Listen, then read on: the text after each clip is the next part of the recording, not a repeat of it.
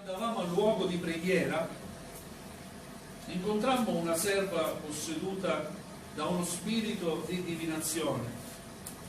Facendo l'indovina, essa procurava molto guadagno ai suoi padroni. Costei, messasi a seguire Paolo e noi, gridava: questi uomini sono servi del Dio Altissimo e vi annunziano la via della salvezza. Così fece per molti giorni. Ma Paolo, infastidito, si voltò e disse allo spirito: io ti ordino, nel nome di Gesù Cristo, che tu esca da costei. Ed egli uscì in quell'istante. I suoi padroni, vedendo che la speranza del loro guadagno era svanita, presero Paolo e Sila e li trascinarono sulla piazza davanti alle autorità. E presentatili ai pretori dissero: questi uomini che sono giudei turbano la nostra città e predicano riti che a noi romani non è lecito accettare né praticare. La folla insorse allora contro di loro e i pretori, strappate loro le vesti, comandarono che fossero battuti con le verghe e dopo aver dato loro molte vergate li cacciarono in prigione, comandando al carceriere di sorvegliarli attentamente. Ricevuto tale ordine, egli li rinchiuse nella parte più interna del carcere e mise dei ceppi ai loro piedi. Verso la mezzanotte Paolo e Sila, pregando, cantavano inni a Dio e i carcerati li ascoltavano. A un tratto vi fu un gran terremoto. La prigione fu scossa dalle fondamenta e in quell'istante tutte le porte si aprirono e le catene di tutti si spezzarono. Il carceriere si svegliò e, vedute tutte le porte del carcere spalancate, sguainò la spada per uccidersi, pensando che i prigionieri fossero fuggiti. Ma Paolo gli gridò ad alta voce: non fatti del male, perché siamo tutti qui.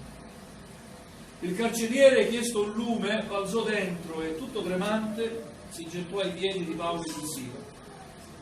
Poi li condusse fuori e disse: signori, che debbo fare per essere salvato? Ed essi risposero: credi nel Signore Gesù e sarai salvato tu e la tua famiglia. Poi annunziarono la parola del Signore a lui e a tutti quelli che erano in casa sua. Ed egli li prese con sé in quella stessa ora della notte, lavò le loro piaghe e subito fu battezzato lui con tutti i suoi. Poi li fece salire in casa sua, apparecchiò loro la tavola e si rallegrava con tutta la sua famiglia, perché aveva creduto in Dio. Amen. Amen. Amen. Fin qui la lettura della parola del Signore. Alleluia, amen. Potete accomodarvi. Gloria a Dio. Questo libro degli Atti degli Apostoli sembra una storia di avventure dei primi discepoli, no? Della prima Chiesa, ed è così. Gli Apostoli hanno dovuto affrontare tante difficoltà, la Chiesa ha sempre affrontato difficoltà, i credenti abbiamo sempre affrontato delle difficoltà, ma in ogni difficoltà Dio ha poi cambiato le cose, le circostanze, dando sempre modo ai suoi servi, agli apostoli, di vedere l'opera di Dio crescere e prosperare. Gloria al Signore. Paolo e Sila si trovano a Filippi e cercarono un luogo di preghiera, a dimostrazione del fatto che ovunque ci troviamo non possiamo fare a meno di riunirci insieme ad altri fratelli. Quando vado in un'altra città e mi informo c'è una chiesa, so nell'annuale le nostre chiese, se c'è una chiesa vado, dove sono vado a frequentare la chiesa. Amen? Perché è buono che è caro, i figli di Dio stanno insieme. Non siamo autonomi né possiamo fare a meno di stare insieme, ma se Dio ha stabilito che bisogna stare insieme, vuol dire che è necessario stare insieme. e riconosciamo che quando stiamo insieme c'è una benedizione particolare. Amen? Realizziamo insieme la presenza di Dio, realizziamo che siamo il corpo di Cristo. Amen?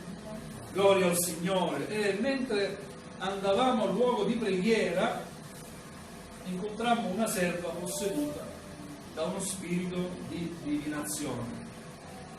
Mentre andavano in preghiera incontrarono questa donna posseduta da uno spirito di divinazione, e questa donna aveva qualcuno che la controllava, e utilizzando queste sue capacità non naturali dovute dalla presenza del demonio nella sua vita, procurava molto guadagno a questi uomini, ai suoi padroni. Alleluia, Dio ci dia grazia, fratelli e sorelle, di allontanare da noi ogni curiosità a cercare queste cose, le divinazioni, non è da Dio. Così come a volte girando la televisione vediamo i maghi, no? Che leggono le carte, sono cose sataniche e dobbiamo essere liberi nel dichiararlo. Tutte queste cose, queste persone che praticano la magia non sono da Dio. Amen? Amen. Gloria al Signore. Questa donna era posseduta, si mise a dare fastidio ai servi di Dio. Come? Mentre andavano al luogo di preghiera, questa dietro gli gridava a tutti: questi uomini sono servi del Dio Altissimo e vi annunziano la via della salvezza. Amen.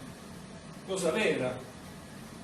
Però mettetevi un po' a immaginare, no, questa scena, mentre si cammina, una donna che ti grida dietro, e passa un giorno, e passano due, e passano tre, Paolo reagisce con autorità, infastidito, esercita l'autorità che lui aveva come servo di Dio e dichiara a quello spirito di abbandonare quella donna. Nel nome di Gesù, abbandona questa donna, rendila libera, e subito lo spirito andò via. Quella donna fu liberata, quel demonio fu scacciato. Amen. E ancora oggi il Signore ci dà la potenza e l'autorità di scacciare il demonio. Amen. Nel nome di Gesù. Amen. Amen. Gloria al Signore. Queste persone che guadagnavano profitto dalla sofferenza di quella donna si scagliarono contro Paolo e Sila, li trascinarono fuori.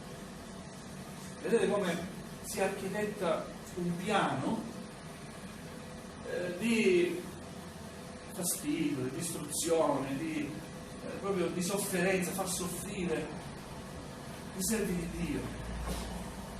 Il nemico questo fa.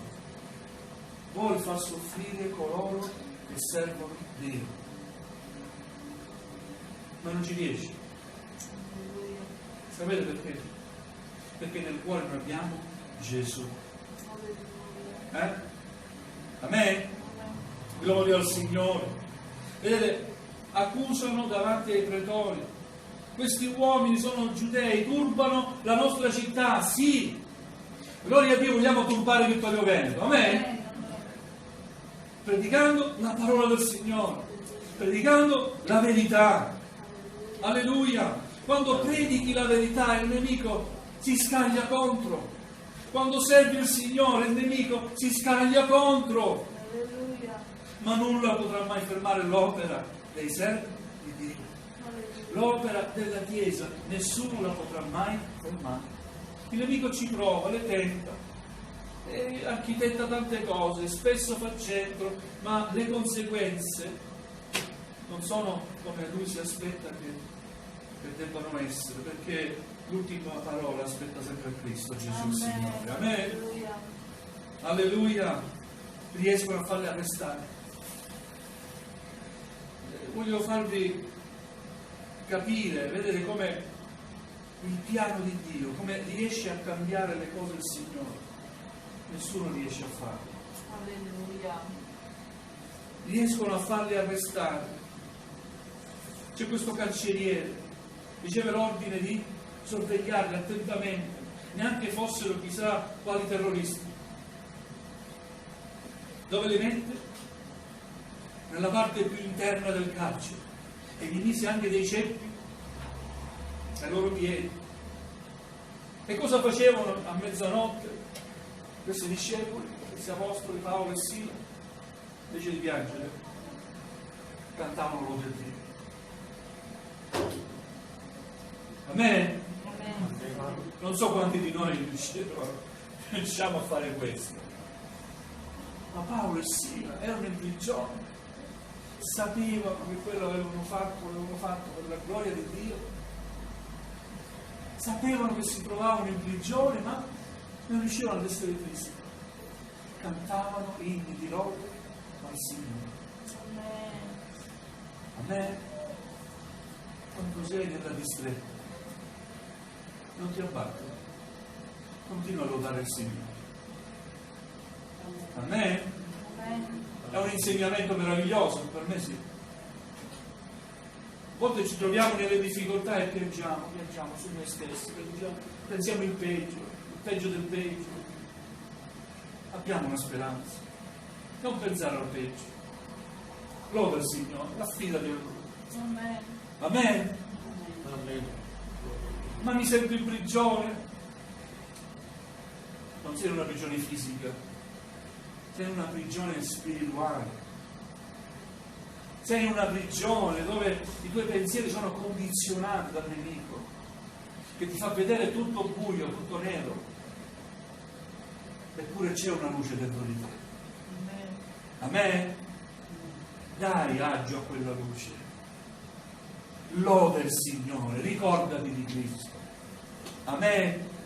Alleluia. Verso la mezzanotte Paolo e Sila, pregando, cantavano inni a Dio e i carcerati li ascoltavano, continuavano a evangelizzare, a parlare di Cristo, anche in carcere. E successe qualcosa.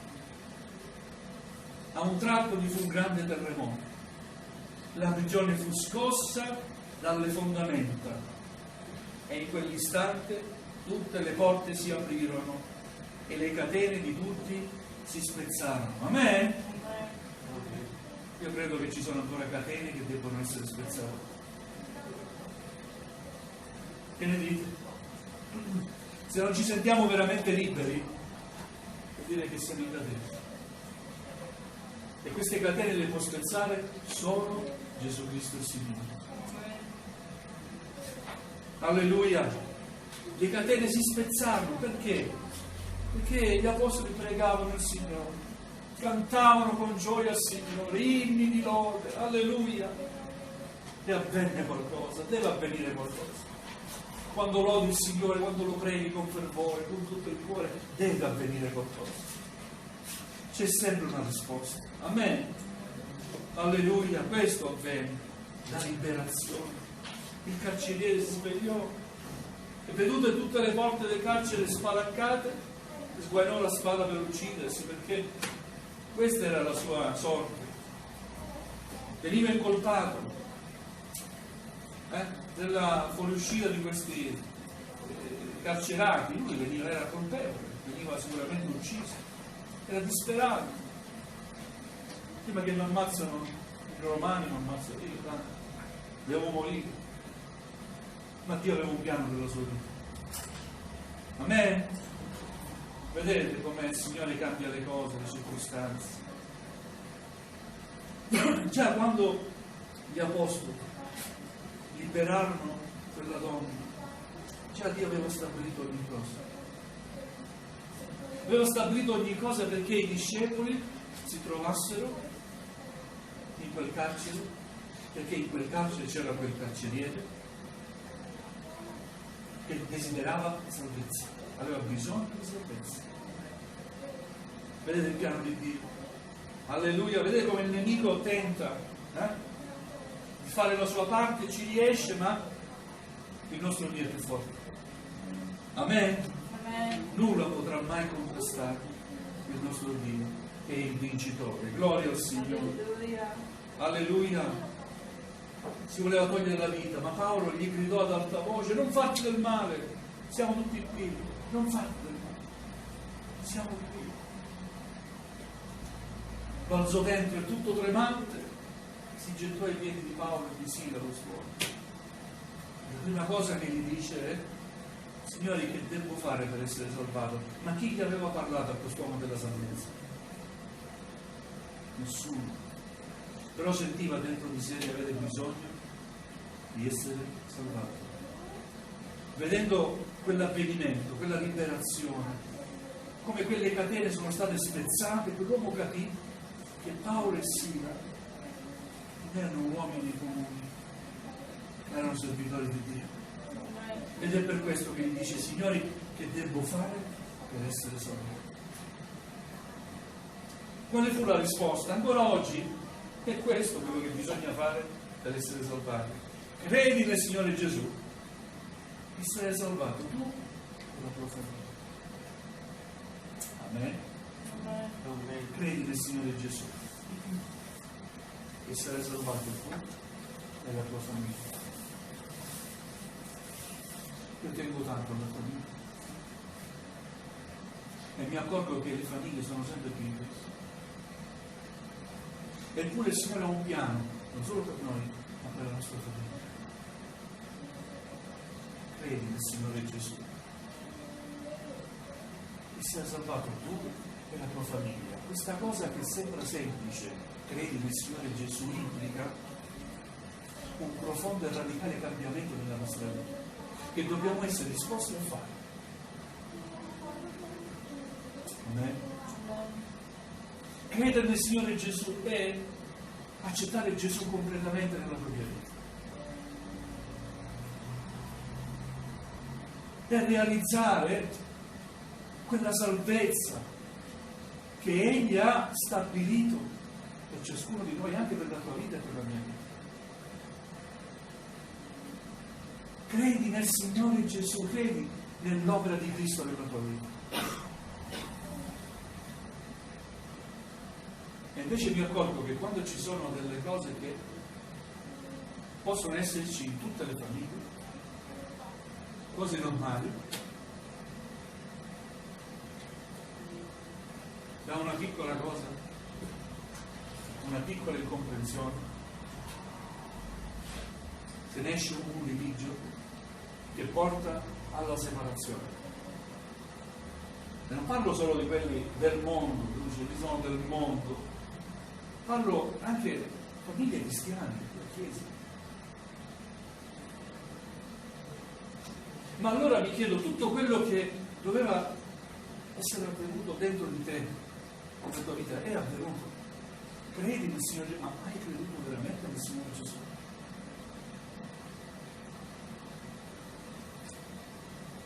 La realtà è che se non siamo capaci di perdonare, passare sopra a un'incomprensione, a un atteggiamento, la verità è che non abbiamo creduto nel Signore Gesù. Perché il Signore ci chiama a questo, essere tolleranti, non a giudicare l'atto che sta accanto a noi. È sbagliato giudicare le persone. Noi non dobbiamo giudicare gli altri, dobbiamo esaminare noi stessi. La salvezza è personale.